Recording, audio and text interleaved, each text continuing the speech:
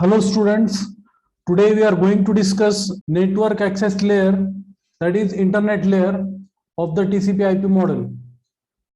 We will see in detail. So internet layer, network access layer.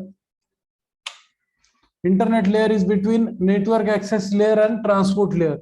Its main function is to pack a packet and transfer it all through network so that it can forward IP datagram or route IP datagram from source to destination. You might have seen we have seen in the OSI model and also in the TCP IP model, the datagram means the data is sent connectionless. That means it doesn't matter, the sequence doesn't matter, but the data should be received. That's all. It may happen that when you are listening watching video songs or listening audio songs, some of the data might lose, but it doesn't matter in datagram. Like TCP, it matters, but in datagram, it doesn't matter. And route IP datagram from source to destination, it is called packet switching network.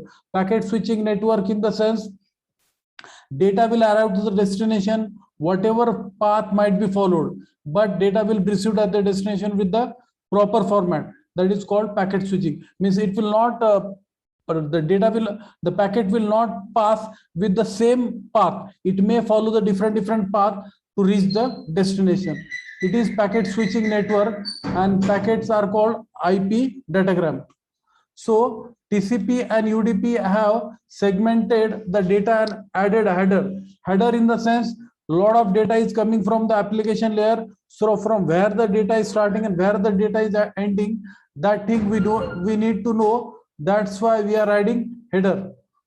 The internet layer of TCP IP corresponds to network layer of OSI model. That's what we have seen, that data is divided into packets and sent with different route to the destination.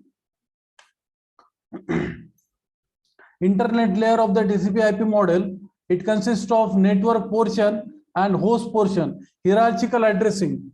That means when we see IP address 192.168.1.100, network portion is 192, and 168.1.100, which is the host portion, which represent the network address and particular host on the network. No data recovery, best effort delivery.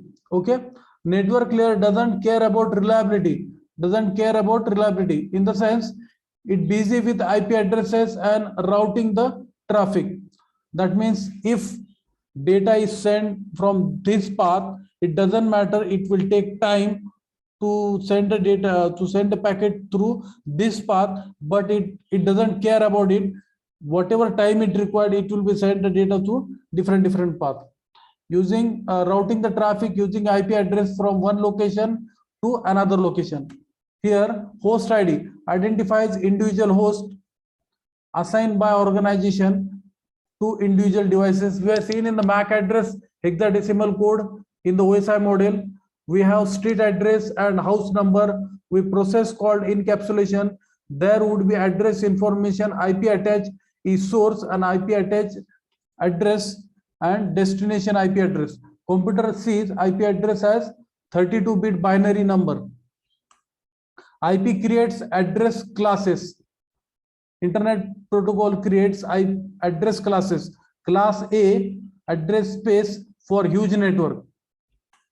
Here we have seen network access class A. This is the IP part, and host part is this another part. Host. Network class B means the different classes are there. 192, 162, 127. These different classes are there of IP, and these are the host. In class C, there is network host. Means in class C, just like our lab is having that IP address and host that is there in class C. So class A range from 1 to 126 IP address. 127 is used for internal casting. Class B ranges from 128 to 191, and class C range from 192 to 223. You can also check the IP address in the lab that it might be starting from 192 to 223. You can check it, okay, in the lab, in our lab.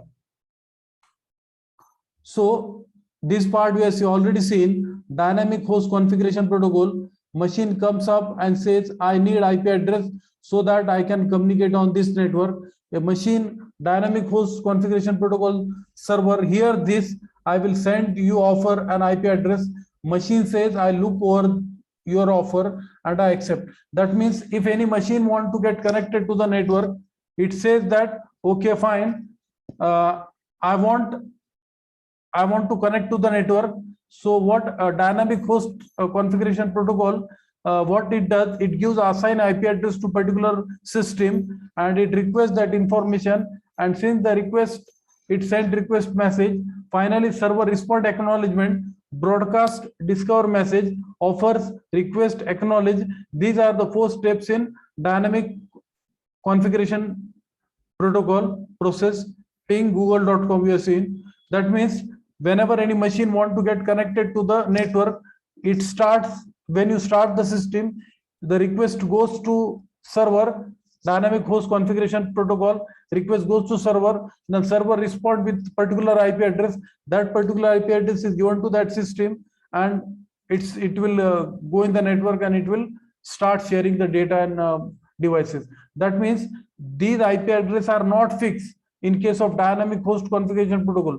In case of static host configuration protocol, that's IP address are fixed. That is done by our hardware engineer. They fix the IP address. That doesn't make it dynamic. It requires a lot of configuration, lot of techniques are there. Okay, they fix the IP address. That means this machine IP address will be the fixed only. This machine IP address will be fixed.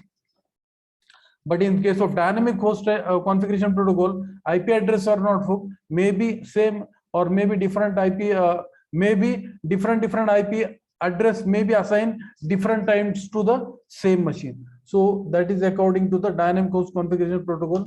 So thank you. So up till now we have seen TCP/IP model and 4 layers of the TCP/IP model, and OSI model, 4 layers of the OSI model, and different transmission media we are seeing. Thank you.